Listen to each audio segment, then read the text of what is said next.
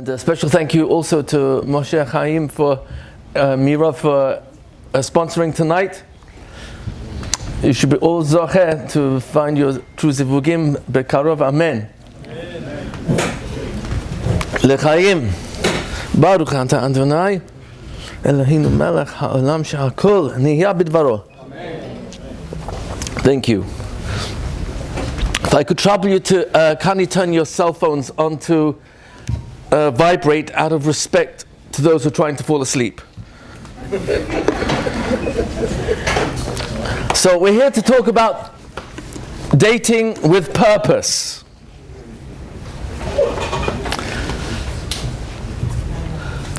There's an organization called Inve HaGefen. They do weekends for singles, and I was speaking for their weekend a while ago in a hotel. Friday night, they asked me to talk about the list. What should be on your list? There are about 48 young ladies on one side of the room, 48 young men on the other side of the room. They were in 3 rows facing each other. I'm standing in the middle, speaking to the 2 sides of the audience. And I asked them, everyone knows what they're looking for. We're all looking for the exact same things.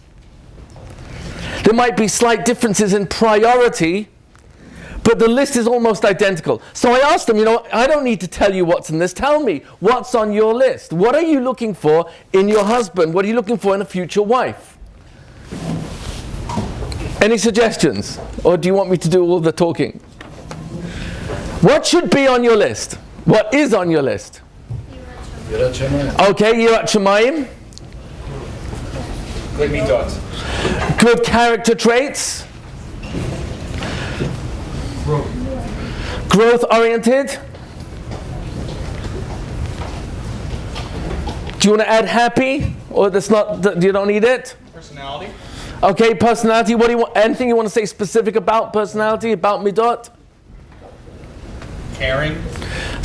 Caring, sensitive, giving, generous-hearted. Selfless.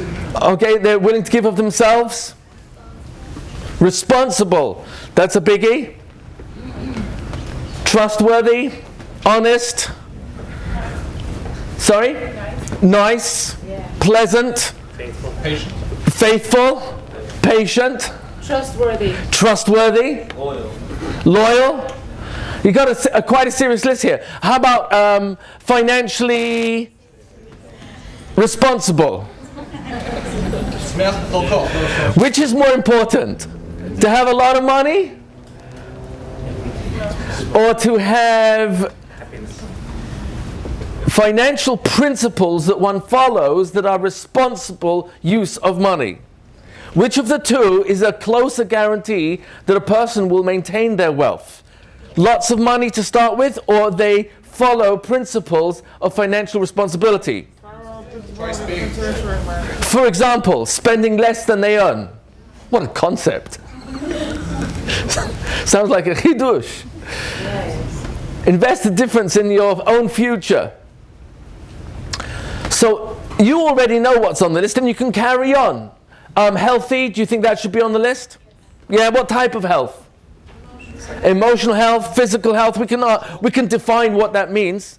So imagine now for a moment that you go on a date and you've got this latest app, and on it has all the items you're looking for in a future husband, in a future wife. And it has a rating next to each item that you're looking for. Nice, pleasant, kind, generous, responsible, trustworthy, good midot, yirat shamayim. Everything that you mentioned and anything else that you may want to add, you have already put into this app, and now there's a rating for each one. And during the date, every time the young lady or young man turns around or asks for a drink or goes to the bathroom, you quickly put in your rating of this young lady or this young man. And the rating is 0 to 10. 0 means they've scored nothing. It's the lowest score. 10 is the highest, and it might be somewhere in between. Do you follow what's going on so far? So now listen very carefully, because this is not complicated. That's why you have to listen. It's very simple. Let's say that the person you just met is scoring 10 out of 10 for every item you are looking for. Would you say Mabruk, Mazal Tov? Would you get engaged? Yes or no? No, not necessarily. What's missing? Consistent. What's missing? Consistency. Okay, so write down consistency as one of the things you're looking for and go on a few more dates and you start noticing, hey, she's consistent, he's consistent in whatever areas you're looking for that consistency. And now you score them an 8, 9, and then it's a 10. Will you get married now? Yes or no? And what's the reason? You need chemistry. Chemistry. So add chemistry to your app, the items. I would expect many of you might have added that already, and go on another date, and sure enough, it clicks. The chemistry is really excellent. And you score 10 out of 10 for her, him for you, and are you ready to get married? Yes or no? Yes. Okay, we've got a few yeses. Didn't sound like more than 3 or 4. Ladies? No? What's missing? There's a lot that goes into it. What, so tell me what is missing. We have consistency, you have chemistry, but you don't you need to know how he is you need more. I don't know what the word is, but you need to make sure values and stuff like that. So add values, and if you want to add anything you can press the word values on your app, and it will give you a list of the type of values you're looking for. And you'll give him a rating. So wherever the values are, you can come up with your own definition or description of what are the values, let's say family values. That might be something you're looking for. And sure enough, he invites you to his home, she invites you to her home, and you meet the parents, you meet siblings, and you're extremely impressed by the way they get along with their brothers and sisters, the kavod, the respect they seem to intrinsically have for the parents. So you check off values, 10 out of 10. Are you ready to get married, yes or no? No, what's holding you back? You don't know them. There might be somebody even better. Okay, there might be someone better. So if you add that to your app, if you keep that one on your app, how long will it take till you get married? It will never happen because? Somebody's going to be better. How do I know there's not someone who's better? So have I sabotaged myself? Okay, so do you want that on your app? No, okay, so you're going to take that off? Okay, fine. Let's get back to what else do you would hold you back from saying Mazal Tov? You've got everything's 10 out of 10. Not 9, not 8, which is still a very high score. You are blown away. Let's say you're not really sure, you're still wondering, you know what, how do I know this? Maybe it's just me, I'm falling in love with the guy, I'm falling in love with this young lady, how do I know? And so you do your due diligence, you hire a private detective, and they actually do forensic, they are really thorough. I mean, they checked out the preschool assistant. And they even went to your therapist, and they found out that your previous Gilgal and was also really a good character. And there's nothing missing. Everything is 10 out of 10 on everything you're looking for. Would you get married? Yes or no? Yes. Oh, good. Okay, good. Is there any on the men on this side? Are you ready to get married? Yes or no? Yes. I heard about 5 people. No. What's the reason? What's missing? It's got to be the same on the other side, from the girl boy. From other side. So let's say that you're scoring 10 out of 10. She doesn't want it. Let's forget about it. So let's go back. Now you're scoring 10 out of 10 for her. And unbeknownst to you, you did not know this, she's got the same app you have, and she's filling in all the items that she's looking for in a husband, and you are scoring 10 out of 10 on everything that she's looking for. Can you say Mabruk, Mazal Tov, yes or no? No. No, because? Because it may be temporary what she wants or he wants, temporary, for a week or 2 or months, and after the marriage, it may go different ways. So how could I ever know? So So you have to, I guess, date to a little longer. So let's say you decide you're going to date for a few more weeks or few more months, and all that happens is that it gets stronger and stronger, and everybody you meet who knows this young lady, and everybody who this young lady meets who knows you, is telling you 10 out of 10 on everything that you're looking for. You ask, what would you say about family values, or values in general? What would you say about respect, about being nice and pleasant? And they say, oh, I would score them a 10. Oh, I would score them a 10. And so there's 10 on everything. Will you get married, yes or no? Okay, I'm just going to be very candid with you. If you said no, you're right. Let's get married. Then you will never know what you're looking for. Because I've made this so simple. This is ridiculously simple. Here you have a list that you're making up of everything you're looking for. And I'm giving you a way to evaluate a score. If you're scoring 10 out of 10 on everything, and you're still not saying yes, then you have to answer the next question, what's missing for you? Go out again, check that out, give them a score. And I'm asking you, in theory, if that lady, that young man scores 10 out of 10 on everything, would you agree to get married, yes or no? And if the answer is still no, then identify for yourself, well, what's missing? If it's because, this might be temporary. So how would you ever know that your job is final? How do you know you're going to wake up tomorrow morning? How do you know you're not going to get killed, Chas v'shalom, by a bus? So the things you can't know, you can't control. You don't know the future, but everything you've got in front of you, 10 out of 10 on everything you're looking for, why would you say no? And if you're saying no, then I should think 10 out of 10. I'm saying no. Sorry? I'm saying no. Because? Because I don't think you can have a perfect relationship. I think if it's too perfect, then there's no growth in anything. Like there has to be enough that it's like pretty much 9 out of 10. If it's 9 out of 10 with So according to your app, the way you would set it up is that you don't want 10 out of 10 on everything. You want about 9 out of 10, so there's room for growth. 10 out of 10 with some things, but to have 10 out of 10 with every single. So go for all the things that you feel that you need some room for growth for, and he scores 9 out of 10. Would you now get married? Yes or no? Okay, good. I'm talking here about a group who were between 20 and 35. There were 96 people in the audience, 48 young ladies, 48 young men. And I asked them the final question, would you get married, yes or no? So most of them said yes, and anyone who said no, I would ask them to just identify what's missing for you, add it to your app, go out again, do more due diligence, and find out what you think they would score for, and if you get a 10, would you now get married, yes or no? Do you follow? It's a very simple logic. This is not complicated. Do you follow the logic here? Here's the last question I asked the audience. Mabruk, Mazal Tov, you got married. Just because you scored 10 out of 10 on everything you're looking for, and you went on as many dates as is needed for you to feel secure, certain that they really have everything you're looking for, and they've got everything they're looking for in you, does that equal a happy marriage? Yes or no? No.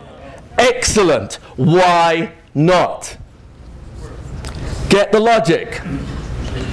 You scored 10 out of 10, she scored 10 out of 10 on everything you're both looking for. Why wouldn't that equal a happy marriage? Why doesn't that guarantee a happy marriage? Get the logic. It's very powerful, very simple. Anyone who wants to suggest what's the logic?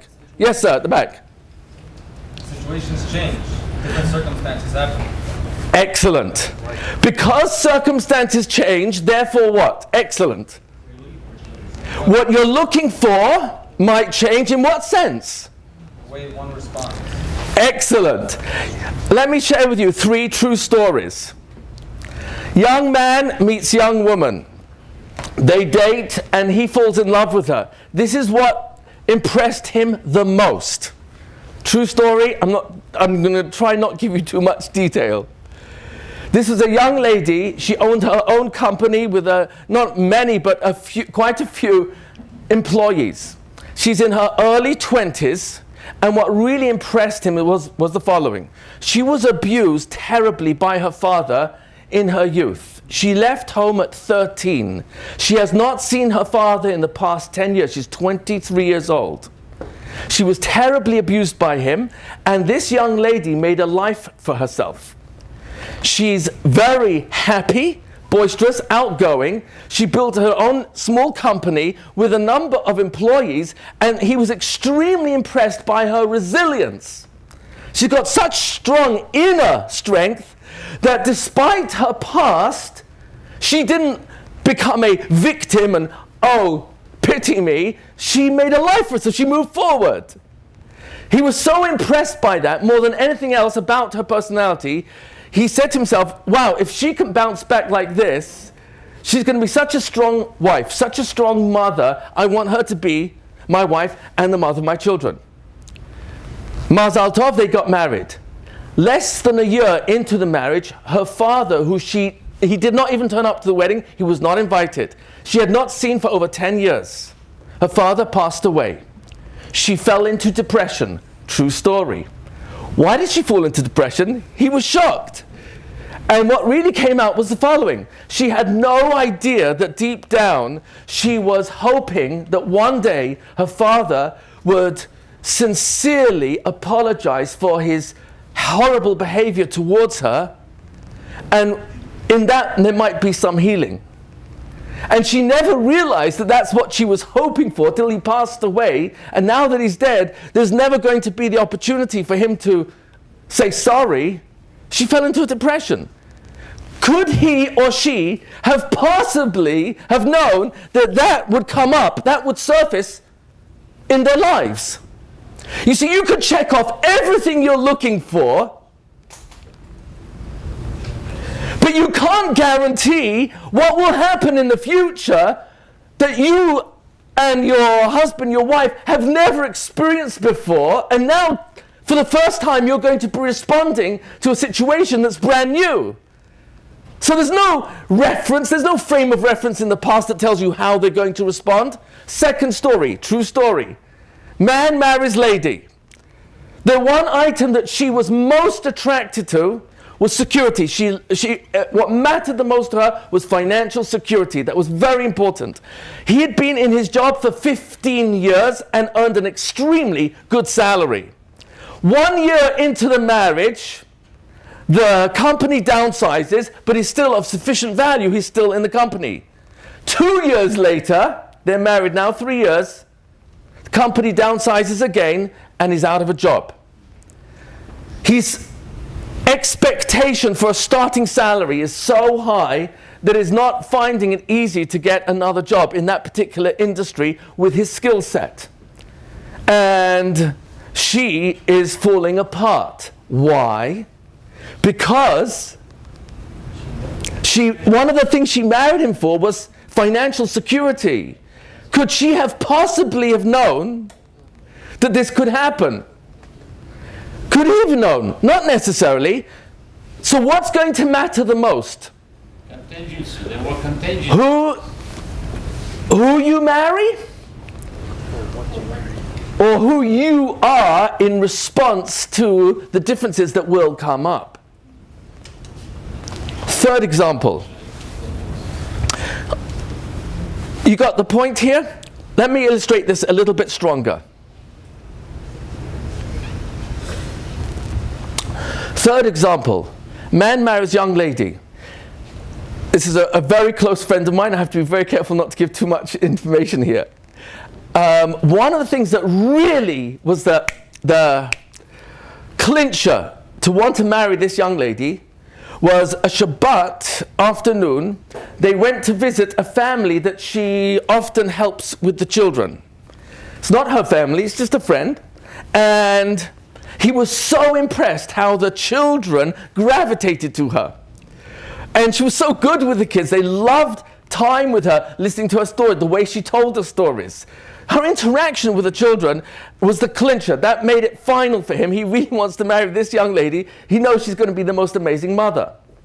True story. First pregnancy, she falls into depression after the child is born, and she has a hard time feeding the child. And because the child is having a hard time feeding from his mother, she starts to reject the child, and she falls into a depression because she feels rejected by the kid who's not feeding from her. This is not extremely uncommon, but here's the point. She didn't want to have any more children for a good number of years. And here he is saying to himself, I'm so confused. You're so good with kids. You love kids. They love you. What's happened over here? The simple thing I'm bringing out here is not fear of the future. What I'm bringing out is a simple reality. Who you marry is never who you marry. Who you marry is who you think they are. And the person you're married to is not their body. You're married to their body as well. But the person you're married to, of the two, body or mind, who are you really marrying? Geographically, your body is in the same house, same home. But the person you're really marrying is sharing of minds. Do you follow what I'm saying? Are you the same person today as you were, let's say, 2 years ago, 5 years ago? Yes or no? No. Nobody in the room here today would say, I'm the same person today as I was 5 years ago. You have all matured in different ways, true or false? We all do. We have grown in different ways, ups, downs, but we've all changed. Is that true or false? So listen very carefully. Whoever you marry is not going to be the same person you're married to 5 years down the line, and nor will you be the same person. I don't mean that, God forbid, a divorce. I mean that people change. And we change based on lots of variables. So the point I'm bringing out is very simple. I was in Kutcher's, Allah Shalom, it's a hotel that's no longer in existence, used to be in the Catskills. And for Chol HaMoed Pesach, I was sent there by Gateways to give a lecture on, I think it was on happiness. But there were 400 people in the audience. I think the average age was about 104, 106. There was one lady there, about 103. They asked her, what's special about your age? She said, no peer pressure. So truthfully, the average age in the audience, I would say, was about 75 to 85. And it's 400 people. So I pretended it was 50 years average age. The ladies were very happy with that. So I said, no, what's 400 people in this room times 50? You can take a vote if you like. 20,000, excellent. 10 points for Gryffindor. That was very fast. So I said, here's your 50 years, your 50 years, your 50, your 50, your 50, your 50, your 50, and go around. 400 times 50 is 20,000. There are 20,000 years of accumulative life experience in that room. So I asked them, can you please tell me the answer to the following question? I'm going to offer you two possible answers. There are people in the audience who've married decades and decades and decades. One gentleman said, I'm married 63 years. He said, I want you to know marriage is not a word, it's a sentence. I'm glad none of you got that. That's amazing. I'm really impressed. Okay, so he was pure humor, no reflection on reality whatsoever. So these are people, some have been through Second World War. They've seen life. They've seen almost everything you can possibly read in the newspapers. They've experienced that. So I asked them the following. What will make two people happy in a marriage? Listen very carefully, because the question is very simple. Will it be how similar we become over the years and less different? And that will make us more and more happy. Option one. Option two. Not how similar we become over the years and decades and less different, but rather how well we deal with the differences. How well we respond to situations that will surface, come up, that we had no idea. You've got your style of parenting, and you've got your style of parenting. You think that this is the better way to parent this particular personality of this child, and that your husband or your wife thinks differently. How do you handle that? You see, it's not the differences. It's not how more different or less different that's going to make two people able to be married and happily married. It's how well we get along with the differences. I asked this to an audience of 20,000 years of accumulative life experience, and I asked them, how many of you will tell me happiness in marriage is number one? How similar you get your husband to be like you. How hard you try to get your wife to be like you and think like you. And look at life like you, and family, and raising children, and finances. Or is that not realistic? How many people said it's number one? And the answer is 0. Not one person in the audience, and you're talking about an extremely mature audience. They all agreed it's number 2. For 2 people to get along, it's not how similar and less different we are, it's how well we get along with the differences. How will I be respectful or not when a difference comes between us? How will we discuss a not easy member of the family? Your mother-in-law. How do you talk about her? How do you, with respect or without respect? How are you going to talk about the community, the neighbor, the thing that you just went through today with the couple, and the insensitive way you were spoken to in the grocery store, where you've done so many favors for the boss? How could they treat you that way? And your husband is not as sympathetic as you feel he ought to be. How you deal with that difference is what's going to make 2 people be able to get along. It's not the differences. It's never the differences. People don't get divorced because of the differences. They get divorced because they can't handle the differences, or think they can't handle the differences. So how do you know the person's going to be able to handle the differences? It's not who you marry that's important here. That's the answer. Because you don't control the other person ever. The only person you control is yourself. So the question is, how confident are you entering marriage saying, I am going to do everything I can to be loving, respectful, giving, listening, even when there are differences. Let me give you an example.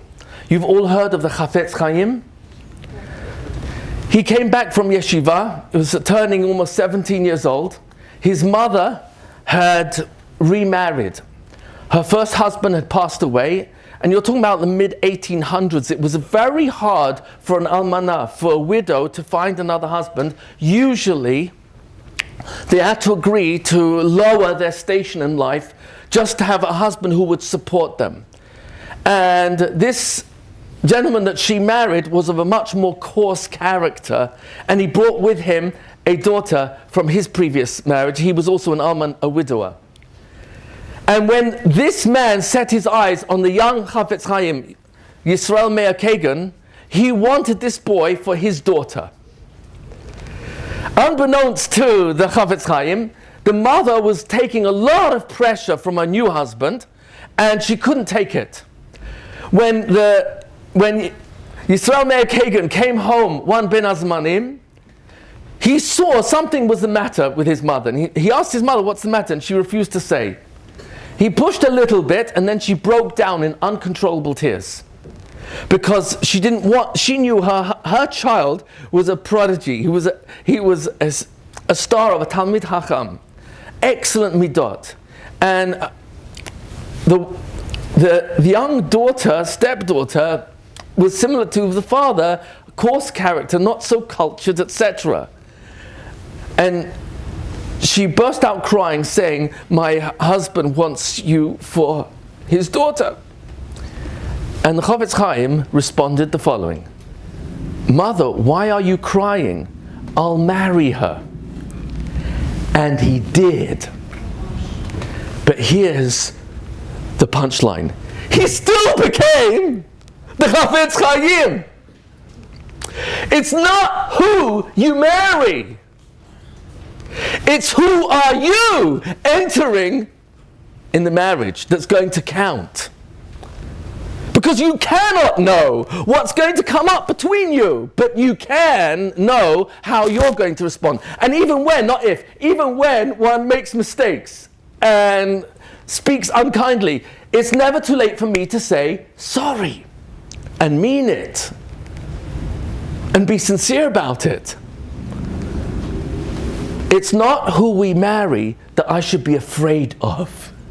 It's who am I? So how do I get myself more prepared entering into marriage? So I'm going to talk now about dating on purpose, with purpose. Number one purpose of going into dating is not about marriage, it's about me becoming a better me. What does that mean?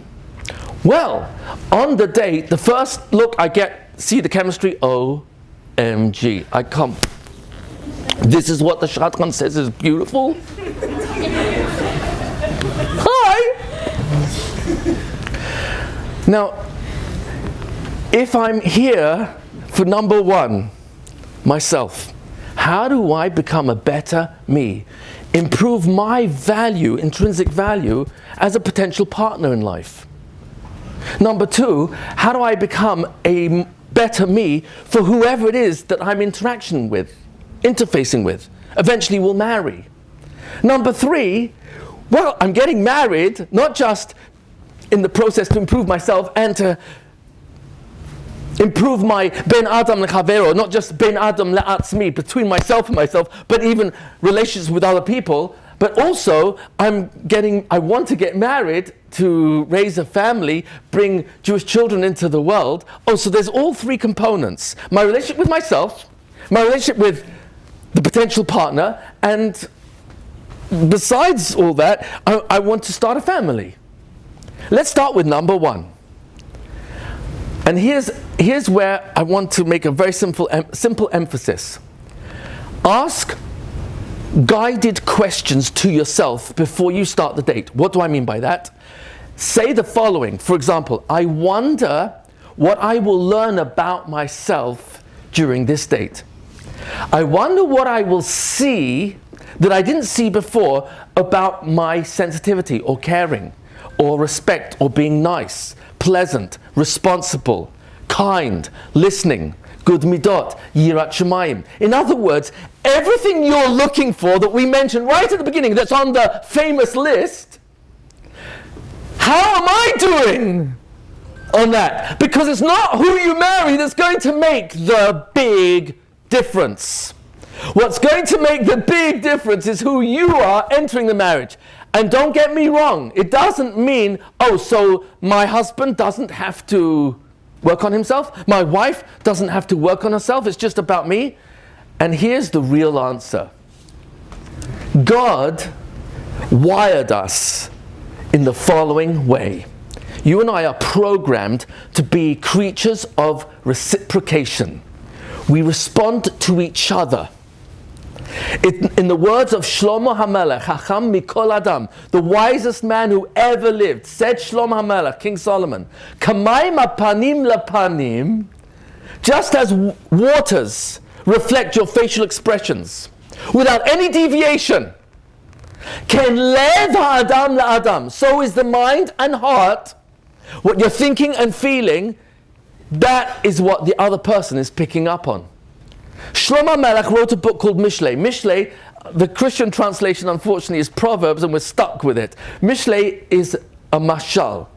A mashal is a metaphor. Metaphor means you take something that you and I already relate to and then you show that there's something that Shlomo Melech wants us to have an insight, an understanding, a deeper understanding of life. And so he takes a metaphor that you and I are all used to and suddenly shows you that it's really a metaphor for something much deeper. All of us have looked in a mirror and seen our reflection. Everyone knows that if the water is clear and it's not too wavy, you can see your reflection. Kamayim panim lapanim, just like waters reflect your facial expressions without any deviation. Ken lev ha'adam la'adam. That is how the lev, which really means mind, we usually translate it as heart, but that's not the exact translation. Lev means mind. Machshavot rabot belevish. What's machshava mean? Thought. Where do you do your thinking? In your heart or in your mind? Rabot machshavot belevish. There are many thoughts in the mind of a person. The reason why, and this is massive, what I'm about to share with you, please pay extra attention, not because it's complicated, but because it's simple. But it's just so simple. There's no word anywhere in Tanakh for emotion. There is no word for emotion throughout Tanakh. The only word you'll find is lev, but lev actually means mind. Do you know why? Because everything you feel is actually a reflection of what you're thinking. 100% of your emotions are what you're thinking in that moment. If I'm angry, that's God's way of helping me see what I'm thinking in the moment. I might think, you make me so mad! You're just like your mother! I gave you the best years of my life! And I'm busy blaming other people, telling the world who is to blame for me being upset with life, with my wife, with my health, or my wealth. But really, what God did was a brilliant design. He just doesn't need me to give him a hechsher. The brilliant design of our mind is the following. What you feel is 100% what you're thinking, always. There are no exceptions. It's impossible. That's why the word lev means mind, heart. Because the moment you feel it, it's because you're thinking it. But it's really starting here. This is massive in any relationship, because the moment I realize I'm experiencing thought,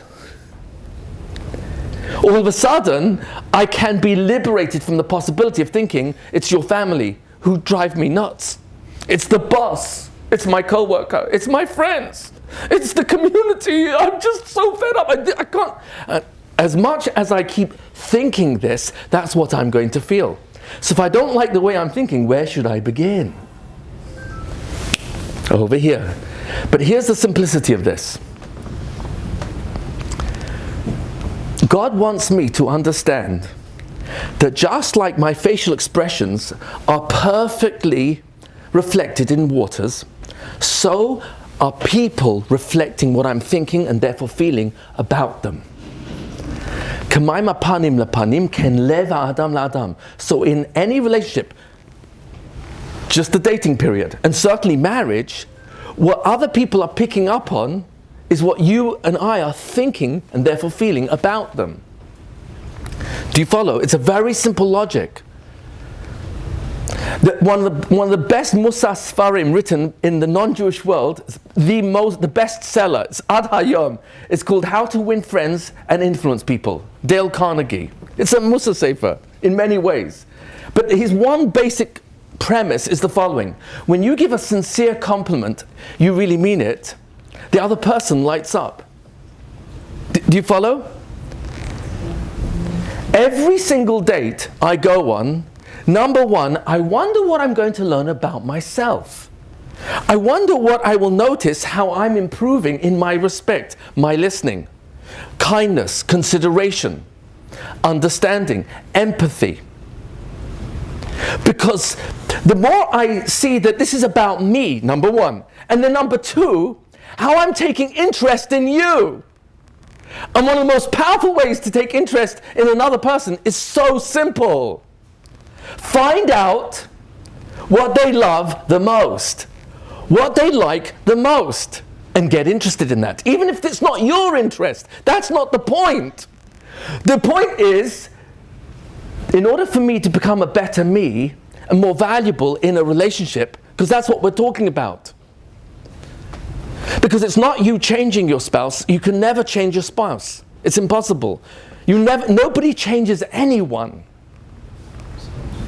Nobody ever changed anybody. Try changing your teenagers. Very funny. Try changing your wife. Very funny. Try changing your husband. It never happened. Even if it looks that way, well, okay, nagging, cajoling, fear, controlling, anger. Yeah, but the moment their back is turned, they're going to do what they want anyway. Real change is when it's internal. The person wants to change. Oh, but guess how that works? When I change me, you respond to a different me. If I become more appreciative, more listening, more empathic, more considerate, more respectful, oh, you respond differently. Why? Because Ken lev ha'adam le'adam. You want to change your husband, your wife, your father, your mother, your brother, your sister? Don't bother. It's a waste of energy. Is that the reason God put me in this world, to change others? No, never happened. The only person I can change is me. Yeah, but what about my wife? She's not cooperative, she's not respectful, she's not loving, she's not affectionate enough. And the answer is, when I become more loving, affectionate, respectful, more listening, she'll change in reciprocation to a different me, because you and I are wired that way. It's a simple law of nature. It's exactly like gravity. You cannot negotiate this. This is how all relationships work. People don't fall in and out of love. They stop thinking about, what can I contribute to this relationship? How can I change to be more listening, more empathic, more giving, more understanding, more respectful, more nice, whatever it is the value that you're looking for. That's what I've got to work on for myself, because that's who you're marrying. Oh, and when I change me, oh, you respond in kind. Is this making sense? It's not complicated. It's extremely simple. That's why life ought to be a lot less complicated. Because it almost doesn't matter who you marry. Almost. I'm not saying don't have any criteria. What I am saying is that go in with the clear mindset. I'm here to be a better me. And even if you're ugly, or there's something I don't like about your family that comes up in the conversation, but does that mean I can no longer take interest in you? Does that mean I can no longer be respectful, kind, listening, empathic, understanding, sense of humor? Do you follow?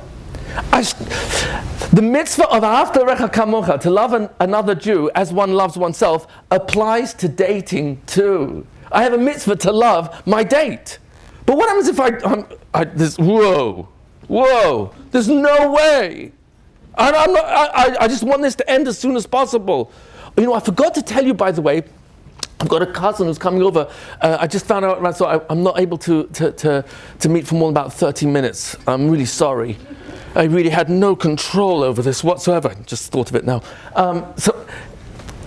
No, give it your all. Even though you know you're not going to go on a second date, the purpose of dating is to become a better me and to interact better with others.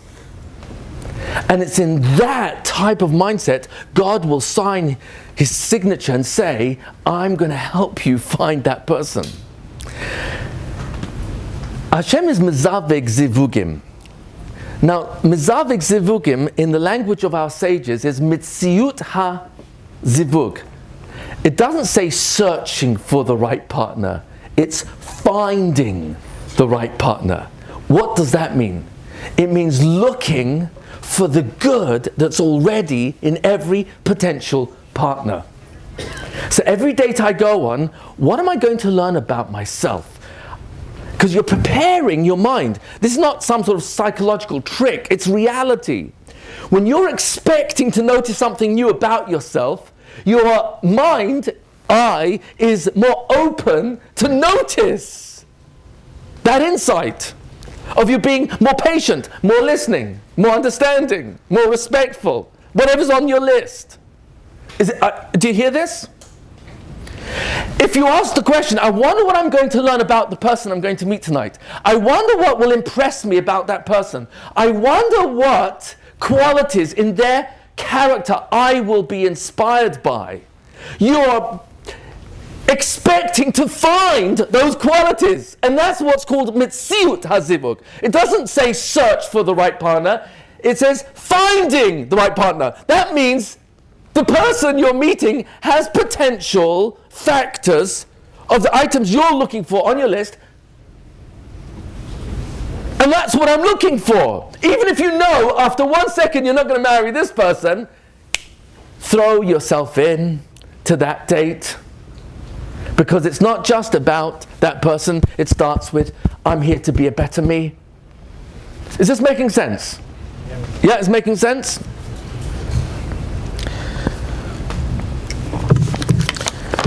When on a date, I have an expression here, ask domino questions. What's a domino question? You know, domino, which like one falls over and then there's a ripple effect and all the others start falling over. Ask about what they enjoy the most. What do they like doing in their free time? Find out about things that they do that on the side. It could be a chesed, it might be taking care of people that in the community, it might be something they do in private, quietly. ask them what they enjoy the most, because over here, we just have to ask ourselves the very simple question. What do we enjoy talking about the most? What do we enjoy talking about the most? The things we love the most. Is that true? So if someone asks you, what do you enjoy the most in your life? And then ask domino questions, not just listen to the answer, but actually use the answer that they give you as a platform for another question related to that. So you're asking them to dig more into what they enjoy the most. And you'll have them talking about what they love, what they enjoy. And if you ask, what is it about that you enjoy the most, you're going to help them reveal to you their values. Do you follow? You're helping them talk about what matters the most to them. And if they say, I love shopping, hey, if that's something that's on your list as well, and you've got unlimited credit cards, so, hey, that's great. You're going to, oh, really? What do you enjoy buying? Right? And she might actually, imagine she says, I love shopping. I just love shopping. And you go, oh my gosh, you're going to be so expensive. I can't afford you already. But what happens if you say, oh, tell me, what do you enjoy about shopping? And then she says, well, I love checking out the quality and the prices and sales, because Hashem gave me an eye that I'm able to find really high quality at the best prices. So I'm actually a really careful shopper. Now, I wouldn't have discovered that if I didn't ask that question.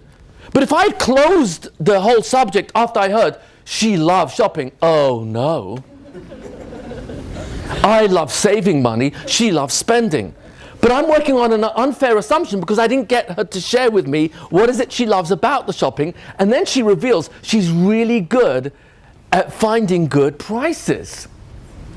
And then if you ask her what does she do in her job, she might then actually reveal to you that she works for a company, and the department she works in is actually how to save money on the vendors that the company engages for all the different products that they sell. And that not only do you get a salary, but you also get a commission based on the amount of money that you save the company. And then you understand how the two match up. She loves shopping because she's really good at getting not just bargains, not cheap bargains, good quality bargains. And it happens to be that that's her forensic mindset, even in her job definition. Is this making sense? I'm just throwing out a simple example, but the point is, get the person just to talk about what they like the most, what they're good at, what they enjoy. And if they say, well, I don't have that many interests, just ask them a much more open-ended question. Well, if you had unlimited time and resources, what would you want to do the most? What would you probably find yourself gravitating to? So you're helping them talk about themselves. And if you notice that they don't have an answer to that, so that might be an answer for you, that they haven't thought about that. And maybe you're okay with that, or maybe you want someone who's not as shallow, you want someone with more depth, who's thought that through more. I'm simply saying the following: by asking domino questions, questions that lead to other questions and help the person reveal more and more about themselves, by doing that, you are helping clarify for yourself what is this person's value system, what matters to them in their life, what do they enjoy. Someone might say, what really gets me excited is family. I just love everything about family, like birthdays and coming together, bar mitzvahs, bat mitzvah. I love just coming together for barbecues on Sunday. I just love the idea of brothers, sisters getting along. That's what matters to me. And say, what do you enjoy about that? And well, she might find that an obvious question, or she might, and then she'll open up more. And you'll start to understand this person has a lot of confidence in getting along with different people. That's big. Oh, well, your brothers and sisters, are they similar? No, actually, they're very different. But you still love coming together? Yeah, it's my brothers and my sisters. Yeah, we're very different. If I got one brother who's completely religious, very, very, very, very, very religious, and then I've got another brother who's very not religious, and then I got a sister who's like torn in between, but we all love each other, we get along, and So when you meet, what do you talk about? Well, we don't really talk about religion because we're just so accepting and loving of each other. And then just listen and get more and more information, the more you help them reveal what they enjoy the most about life, about family, about their values, about their career. What were their most outstanding and happy memories in childhood? See, you're taking a sincere interest in the person's life, but you're also helping them dig up and reveal, draw out from themselves information that will help you. But don't stop at their answers. Use their answers as a platform for another question. You can let them do the same for you, but what I'm just bringing out, these are very simple strategies for helping build rapport in a relationship, because rapport is everything. Rapport means sincere interest in the other person. Even if you're not going to marry them, but you're investing in you, number one, because you're becoming more valuable, because you're more sincere in your interest in other people. And they'll feel it. They'll pick up on it. And then they might like you enough to look beyond the extra big nose, small nose, too tall, too short, too wide, too thin. Whatever it is that's too much of one or another, they start to look beyond what they're seeing in front of their eyes, and they start saying, I am enjoying this person's company. I'm enjoying the conversation. Now, they might be shocked when you say you don't want to meet again, but the point is you're here to be as good as you can be on every single date, as listening and as loving and as empathic and respectful as you possibly can, because you're investing in yourself first, and automatically you're also investing in the other person by being interested and respectful. Is this making sense? Yep.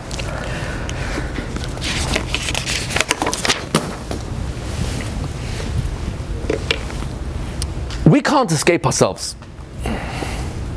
So if the waiter or waitress spills something on us, or is very slow to serve, or serves the wrong thing after I already explained it twice, how you and I respond to that waiter or waitress in front of this date is going to be very revealing. How much patience? How much irritation? How much giving a second chance and being done hafzachut, or how much I can't, what IQ do you have? And then the sarcasm comes out, and so we can't escape ourselves, but we're here for ourselves first. We're here to improve ourselves. We're in tikkun ha'olam. We're here to fix ourselves, because when I fix me and you say, oh, he's into growth, he apologized. He said, no, I shouldn't have spoken to the waitress that way. She's probably doing her best, and there's so many people in the restaurant, she's just probably under a lot of pressure. And anyway, she doesn't speak English. So, and so maybe the person who you're dating will say, oh, I like that. Or maybe they'll say, well, it's too late. I've already judged you, and I'm not giving you a second chance. But then that would be their choice. Do you follow? I'm trying to make this simple because it is. It's not complex. Where it gets complex is where I do too much thinking about what I'm looking for, and analyzing. And the analyzing can get me into a lot of trouble. But when we keep it pashut, simple, I'm here to be a better me, more giving, more respectful, more listening, more kind, considerate, sensitive, funny if that's appropriate, whatever. It's all about how we are selling ourselves. Number one. And number two is the customer, the person you're meeting, is take an interest in the customer. What I mean by that is, anyone here in sales, there's building rapport with the customer. You don't want just a customer who buys from you once. You want a repeat customer. Repeat customers are really valuable. You want them to keep coming back again and again. And that's not just because of the products you're selling, it's also because of who you're selling of yourself. So if I want to get myself married, I'm selling myself, but not in a selfish way. I want you to see the value I'm bringing to a relationship. Happiness. resilience, patience, kindness, all the items on your list, Yirat Shamayim, however which way you're going to define it, that is what we are here to do for ourselves first, so that the person who we're in a relationship picks up, oh, you're about Yirat Shamayim, oh, you're about being nice, you're about being pleasant, you're about being trustworthy, oh, you're about honesty, oh, you're about listening, oh, you're about empathy, oh, you're about respect. Oh, I'm looking for those. Oh, you're not perfect, you make mistakes, and then you apologize, and you think about it, and you mean it, and you say sorry. Oh, I can handle that because I make mistakes too, once in a while.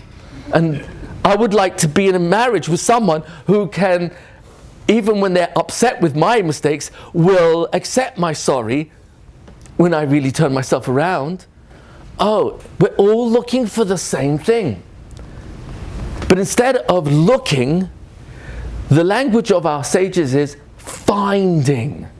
What's the difference between looking for good in others versus finding good in others? What's the difference? This is not some sort of psychological trick. It's very simple. You're only looking, but you might not find. But if you're in the mode of finding, you know it's there. Do you follow? You know they've got qualities. And it's going to help the process go faster, hopefully, because ask questions up front in your own mind before the date starts. I wonder what I'm going to learn about myself.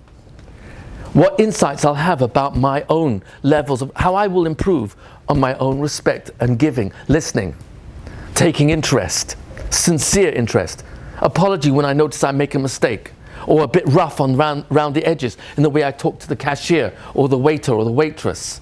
How generous am I in paying the bill or offering the date what they would like to buy on the menu? There's so many areas where we reveal ourselves to ourselves and to the person. But the second step of this is, I wonder what I'm going to learn about the person I'm dating tonight. That even if I'm not attracted to them and I don't see the chemistry, I wonder what I'm going to be impressed by in their character, in their qualities of personality that will impress me. So you're up front expecting to find good in the other person. And that's before I don't need to keep thinking, could I marry this person? Could I ever marry this person? Because that's not a fair question to ask myself, where I haven't given a fair chance to reveal myself to them and to help them reveal themselves to me. Is this making sense so far? Yeah? Is it making sense? So we covered that Shalom Bayit is a very interesting word. The word shalom is a very interesting word. It comes from the word shalem. Shalem means complete. So before it was complete, it must have been incomplete. So complete means you've got differences coming together. Sfarim tell us from Likutei Moharan, Rav Nachman of Breslov in Torah number 80, he says, Ikar HaShalom, the main shalom is when you are mechaber, you join together shnei chafeichim, two opposites. That's why you very rarely will have the expression shalom between friends, because you're so similar. But shalom bayit, whoa! A man and a woman coexisting, what a miracle! Mars, Venus, really, two different creatures altogether, two different mindsets altogether. Coming together, coexisting. And it's not all upward growth. There's plenty of ups and downs along the way. But if we are real to ourselves, sorry, I made a mistake. I apologize. I know I hurt you. I'm really going to work on this. I mean it. People can handle that much better than me getting into a fight of defending and attacking back and reminding you of all your crimes and your list of what you've done to me. And that's not a good place to go, because you might have a better memory than I do of my crimes against you. And now we're spiraling down. So shalom bayit really means when two people have differences and shalom come together, that's what equals shalom. Shalom is not similarities coexisting. It's differences coexisting. That's what shalom. And bayit is an interesting word. It means home. Bayit, the letter bet, means inside.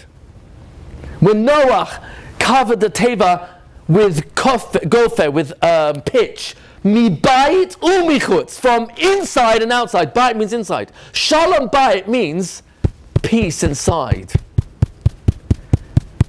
I've got to be able to deal with the differences and not worry so much with how good will you be when I bring differences into the marriage. It's more about how will I. The Chafetz Chaim was confident that it didn't matter who he married as much as who was he going into the marriage. And he knew he would be a loving, affectionate, giving, listening, respectful husband. That's what every wife is looking for. Every wife and every husband is looking for the same things. Devotion, loyalty, listening, loving, respectful, apologizing when we make mistakes. Not if, when we make mistakes. Is this making sense? There's a lot more to be said on this important subject.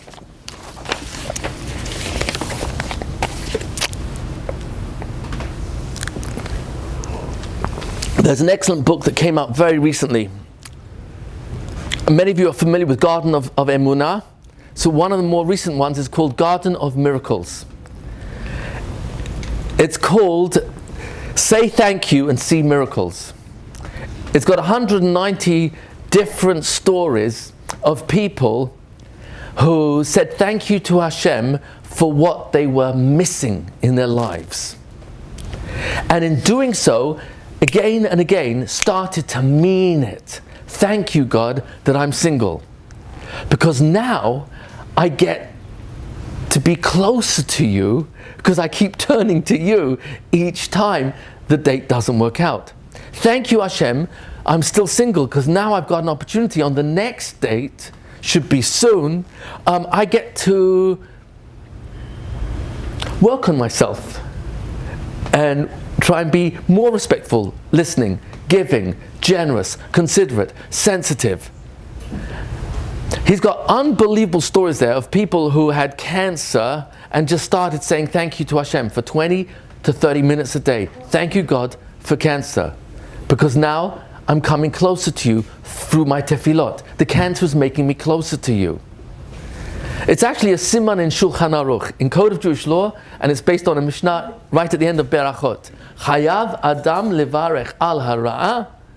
I have an obligation to thank God for things that go wrong, ra, bad, kishemevarech al hatov, just like I thank Hashem for the good.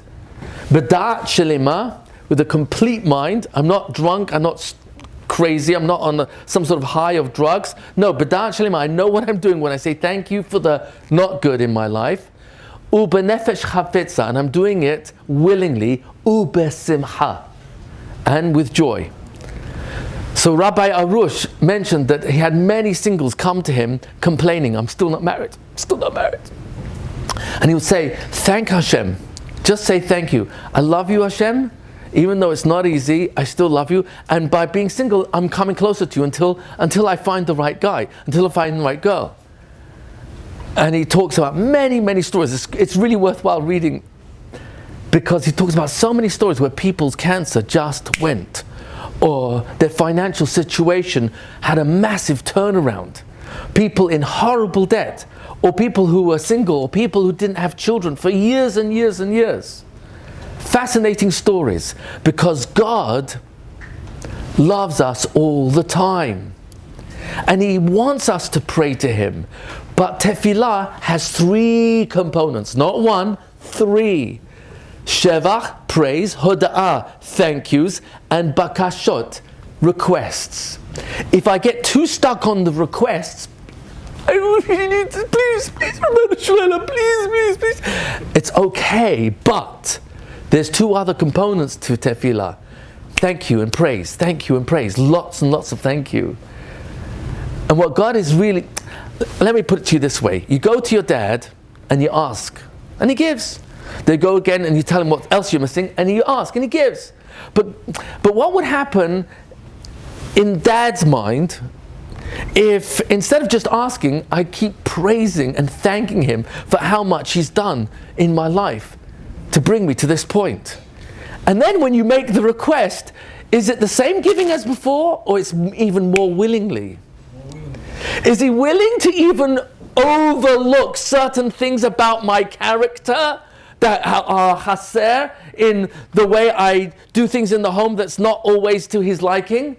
But I keep coming back with gratitude and praise. He can handle that a lot better.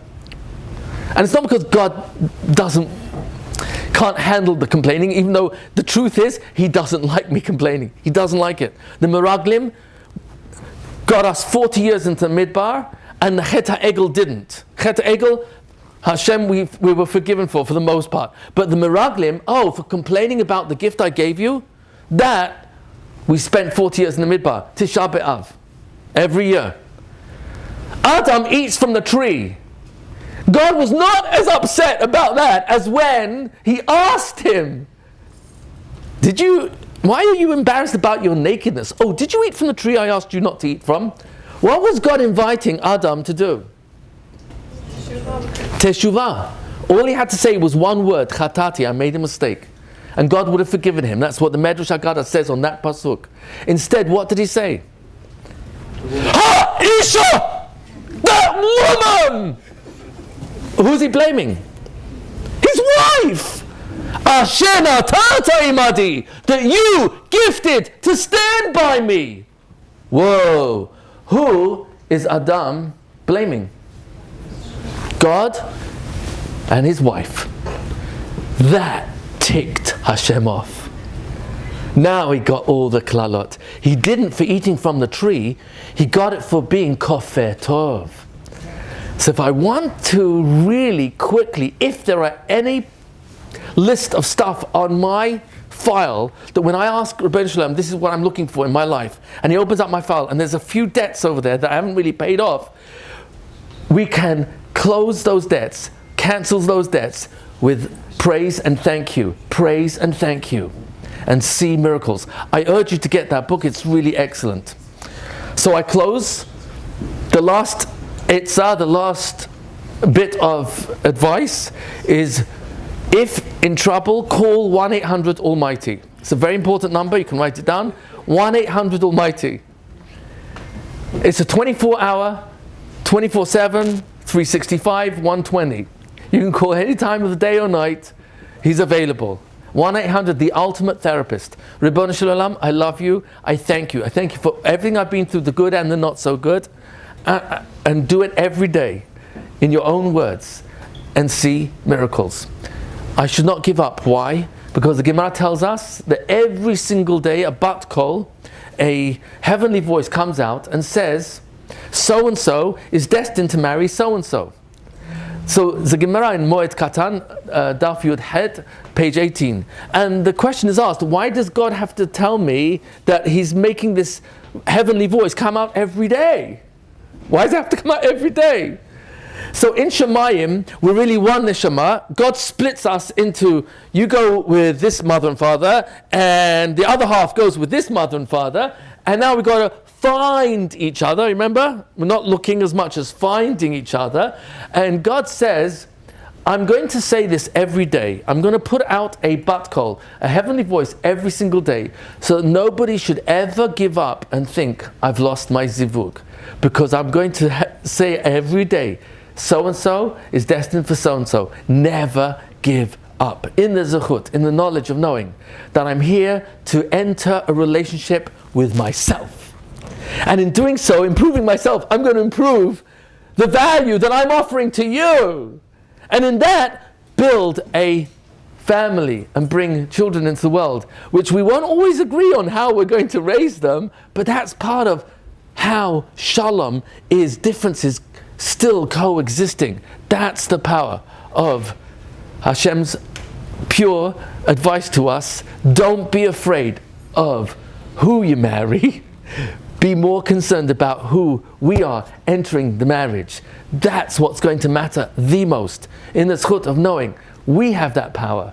Don't worry about the other person. We can change them by not trying to change them. By changing the only person that was here to change. They will respond to a different us. That's how we change others. In the zechut and the merit of knowing that, we should all be zocher to many happy marriages and many years of happy marriage and health, happiness, and many children. Amen.